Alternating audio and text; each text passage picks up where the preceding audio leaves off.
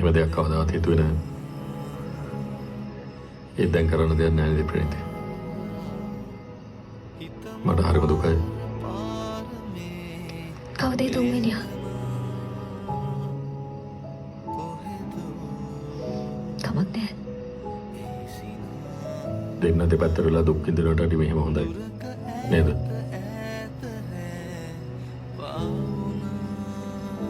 මට තේරෙනවා. කොතන නැත්තම් කරන්න ඕනේ? ඔයාගේ අකමැත්තක් විරෝධයක් නැහැ නේද? නෑ. විරුද්ධක් නෑ. කොහෙත්ම නෑ. හැම පිටුවමද?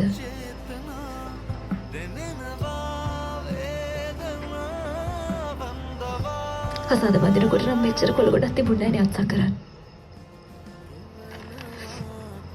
ආයෙත් සැරයක් බඳිනකොට බලන්න ඕනේ.